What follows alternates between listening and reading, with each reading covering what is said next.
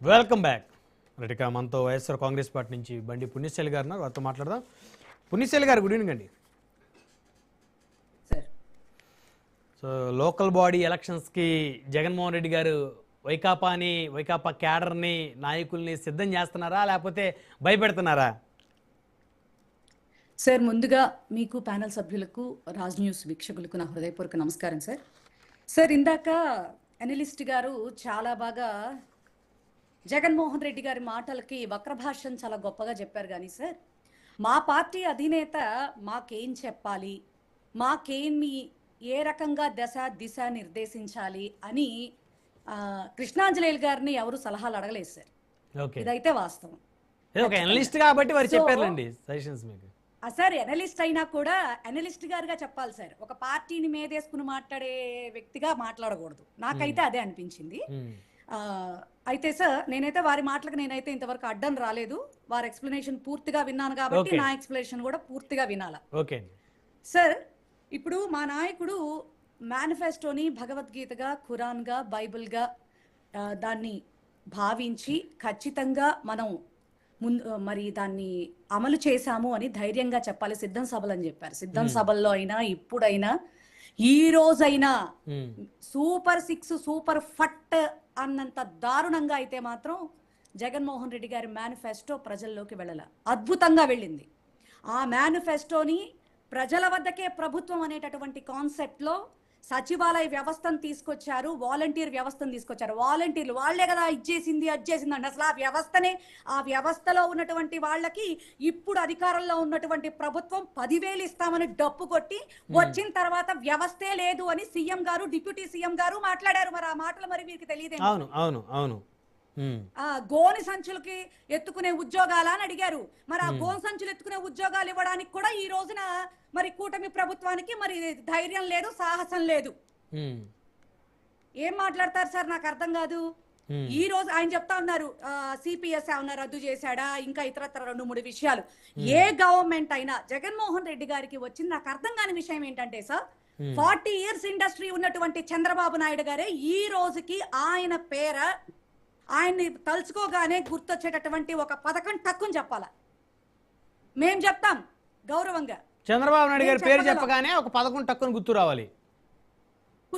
చెప్పండి. ఓకే, మేం చెప్తాం. సో కాబట్టి నవరత్నాలు అనేటటువంటి ఒక స్కీమ్ లో నేను అంటే ఆయన బటన్ నొక్కటం అని కూడా ఒక వ్యంగ్యంగా ఓ మాట మాట్లాడారు. ఆ బటన్ నొక్కే దమ్ము ఉండాల.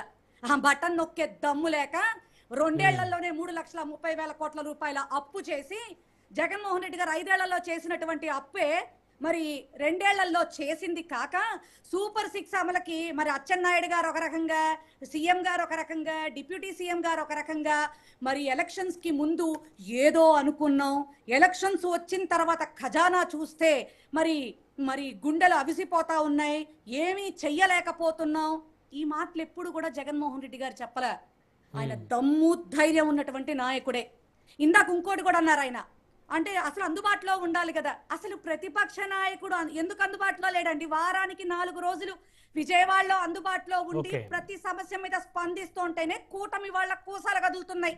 మరి వీరు చెప్పాలి మళ్ళా ప్రజల డబ్బుతో వారాంతాలు వీకెండ్లు వెళ్తా ఉన్నారు సీఎం గారు, డిప్యూటీ సీఎం గారు హైదరాబాదులు ప్రజల సొమ్ముతో. ఆయన సొమ్ముతో ఆయన బెంగళూరు వెళ్తున్నారు. ఆయన కుటుంబం లేదా? ఆయన కుటుంబాన్ని చూసుకోక్కర్లేదా? ఆయన పని పాట చూసుకోక్కర్లేదా? అంతకు మించే ప్రజలకు అందుబాటులో ఉంటున్నారు ఆయన.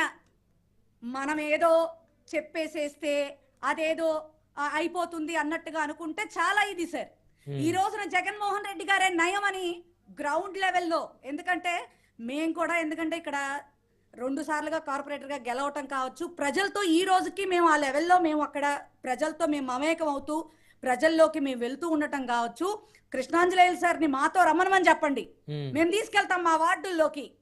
ఎవరెవరు ఏం మాట్లాడుకుంటున్నారో చెవులకి ఇంపుగా వినిపిస్తాం. మాట్లాడమని చెప్పండి, వచ్చి అనలిస్ట్ గా గొప్ప విశ్లేషించమని చెప్పండి. పుణ్యశీలి గారు, మీరు మీ వార్డులోకి తీసుకెళ్తాను కదా, ఏ నియోజకవర్గం, ఎక్కడ, ఏ కార్పొరేషన్? సార్, మాది విజయవాడ వెస్ట్ కాన్స్టిట్యున్సీ, వెల్లంపల్లి శ్రీనివాసరావు గారిది. ఓకేనా? కాదు నేను కాదు already పుణ్యశీలి 2 గారు సార్లు 2 విజయవాడ వెస్ట్ డివిజన్లలో కార్పొరేటర్గా మీరు గెలిచిన విజయవాడ 2 వెస్ట్ అన్నారు వార్డుల్లోకి తీసుకెళ్తా. విజయవాడ వెస్ట్ అన్నారు కాబట్టి నేను మాట్లాడాలనుకుంటున్నాను, మిమ్మల్ని క్వశ్చన్ అడుగుదాం అనుకున్నా. గత ప్రభుత్వంలో ఉన్నటువంటి శాసనసభ్యుడి కన్నా ఇప్పుడు సుజనా చౌదరి గారు ప్రతి వార్డుకి ఒక ఆయన తరపు నుంచి ఒక పర్సన్ని పెట్టి ఎవరికి ఏ ఇబ్బంది వచ్చినా కూడా మెడికల్ ఎమర్జెన్సీ అని కూడా విత్ ఇన్ మినిట్స్లో వాళ్ళ టీం కానీ వారు కానీ స్పందించట్లేదా సుజనా చౌదరి గారు? సార్ ఒక్క మాట సార్, ఉమ్, అందుబాటులో ఉండాలి అనే విషయం గురించి కృష్ణాంజనేయులు సార్ ఇప్పుడే కదా చెప్పారు. ఓకే. అసలు సుజనా చౌదరి గారిని మీరు గనక చూస్తే నెలలో కనీసం 5 రోజులు కూడా విజయవాడలో వెస్ట్ కాన్స్టిట్యున్సీ ఓట్లు వేసినటువంటి ప్రజలకు ఆయన అందుబాటులో ఉండరు. ఓకే. ఇది మేము ఇక్కడ ఉంటున్నాం కాబట్టి మా నియోజకవర్గం గురించి మా గౌరవ ఎమ్మెల్యే గురించి మాకు తెలుసు. అది నేనేమి కహానీ కబుర్లు అయితే చెప్పట్లే.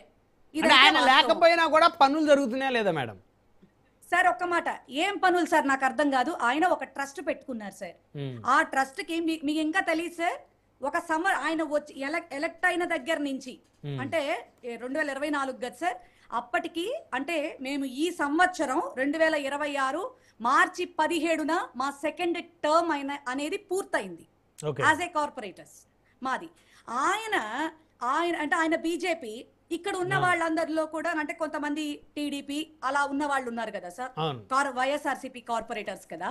సో ఆయన ఏం చేశారు, ఆ ట్రస్ట్ తరపున కొంతమంది సుజనా వాలంటీర్స్ అనుకుంటూ పెట్టి కార్పొరేటర్స్ ని డిగ్రేడ్ చేద్దాం అనేటటువంటి ఆలోచనతో ఆయన సరే ఆ ఆలోచన అనుకోవచ్చు, లేకపోతే గనక ఆయనకి సంబంధించి ఒక ఇన్ఫర్మేషన్ డివిజన్ నుంచి రావాలి అనుకుంటే వాళ్ళకు ఆయనకి ఒక అవగాహన కోసం పెట్టారని చెప్పని అనుకోవచ్చు. కానీ వాళ్ళ నాకు అర్థం కాని విషయం ఏంటంటే, ఏ పార్టీకి సంబంధించిన కార్పొరేటర్ అయినా ప్రజాప్రతినిధిగా అక్కడ ఉన్నారు, కౌన్సిల్లో పోరాడుతున్నారు, పనులు చేయిస్తా ఉన్నారు. రెండోది వచ్చేటప్పటికి వాళ్ళ పార్టీకి సంబంధించిన డివిజన్ అధ్యక్షులు కూడా ఉంటారు కదా సార్ 22 డివిజన్లకి. మరి వాళ్ళని డామినేట్ చేయిస్తూ కూడా అనదర్ పర్సన్ ని పెట్టడం అంటే ఆయన వ్యవస్థని అవమానిస్తున్నట్ట, గౌరవిస్తున్నట్ట. సో ఓవరాల్ గా విజయవాడలో కూడా గత ప్రభుత్వమే బెటర్ అని అనుకుంటున్నారు పబ్లిక్ మీ దృష్టిలో? Absolutely sir, not only Vijayawada, entire AP. అంటే రేపు మరి మేయర్ పీఠం కొట్టేస్తారు మేడం మీరు రేపు కార్పొరేషన్ ఎలక్షన్స్ లో వైఎస్ఆర్సీపీ? సార్ నేను ఒక్క మాట అయితే నేను చెప్తా ఉన్నాను సార్, మేయర్ పీఠం కొట్టేస్తామా కొట్టమా ఇది గెలుపు ఓటమి సమస్య. ఇందాక ఆయన గెలుపు ఓటముల గురించి కూడా మాట్లాడారు. 40 ఏళ్ల ఇండస్ట్రీకే 2014-19లో ఆయన చేసినటువంటి పరిపాలనకి ప్రజలకి కళ్ళు బైర్లు గమ్మి పీడకల మీద పీడకలలు వచ్చి జగన్మోహన్ రెడ్డి గారికి 151 సీట్ ఇచ్చారు. అది గుర్తుపెట్టుకోవాలా ఖచ్చితంగా. అది ఇప్పటికీ 3 ఎలక్షన్స్ లో ఒక్కళ్ళని కూడా వేరే జెండా అనేది మీద వేసుకోకుండా గెలిచినటువంటి వ్యక్తి Jaganmohan Reddy. Is not a common personality sir. మనం కానీ మరీ అంత గౌరవహీనంగా మాట్లాడాల్సినంత అవసరత అయితే లేదు అనేది నా ఉద్దేశం సార్. గెలుపు ఓటములు అనేది రాజకీయాల్లో సహజం సార్. నేను చెప్తా ఉన్నాను, నేను ఇప్పుడు గౌరవనీయులు చంద్రబాబు నాయుడు గారు అమరావతిని 14 నుంచి మొదలు పెట్టారు. ఈ రోజుకి మొదటి అంకమే అవ్వలేదు. ఏం చెప్పాలి దానికి? ఏం చెప్పాలా? ఈ రోజుకి రిటర్నబుల్ ప్లాట్స్ రైతులకు ఇంకా ఇవ్వాలా? ఎక్కడా కూడా ఎవరికి కూడా మరి అక్కడి నుంచి ఆ పెనుమాక, నిడమర్రు, ఎర్రబాలెం ఈ ప్లేసెస్ నుంచి రైతులు బయటకు వచ్చి మరి గొడవ చేస్తా ఉన్నారు. ఈ రోజుకి కూడా జరుగుతాయి సార్. ఏ గవర్నమెంట్ లోనైనా 100% నాయకుడు ఇచ్చేస్తాడని ఎవరు చెప్పరు. మా గవర్నమెంట్ లో చిన్న డ్రాబ్యాక్స్ ఉండుండొచ్చు, కానీ 80 to 85% మా మేనిఫెస్టోని నేను ధైర్యంగా చూపించి ఇవి కంప్లీట్ చేశామని నేను చెప్తా. 80 to 85%. జగన్ గారు ఈ రోజు ప్రెస్ మీట్ వారు మాట్లాడుతూ తమ హయాంలో 99% హామీలు అమలు చేశామన్నారు. Yes sir.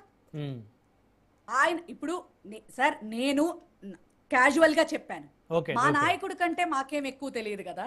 ఎందుకంటే ఒక ముఖ్యమంత్రిగా ఆయన ఎంత ఇదిగా చేశారో మేమెంత ఇదిగా, ఎందుకంటే మేము 100% మేము ఒప్పుకోవాల్సినటువంటి ఒక విషయం ఏంటంటే, మా నాయకుడు ఒప్పుకుంది, మేము ఒప్పుకుంది, మేము చేసిన పని. ఎందుకంటే ఆయన కుడి చేత్తో చేసే పని ఎడం చేతికి తెలియకూడదు అనేటటువంటి కాన్సెప్ట్ లో ఎన్నో మంచి మంచి పనులు, రెండు సంవత్సరాలు కరోనా ప్రపంచమంతా విలయ తాండవం చేసినా కూడా ఆయన ది బెస్ట్ గా ఆయన ప్రజలు ఇచ్చినటువంటి అవకాశాన్ని ఉపయోగించుకుని 5 years లో 2 years ఇబ్బందికర పరిస్థితులు ఉన్నా కూడా ఇచ్చిన మాట ప్రకారంగా మరి డీబీటీ నాన్ డీబీటీస్ ద్వారా ఆయన అన్నారు కదా బటన్లు నొక్కడం అని, గొప్పగా బటన్లు నొక్కాడు, ఎన్నో కార్యక్రమాలు అభివృద్ధి కార్యక్రమాలు చేశాడు, కానీ చెప్పుకోలేకపోయాం sir. Right right drawback. So ఇక నుంచి చెప్పుకుంటారా?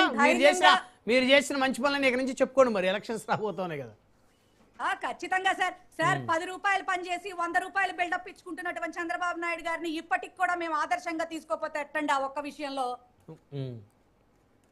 ఒక్క విషయంలో మేము ఆయన ఆదర్శంగా తీసుకోవాలా?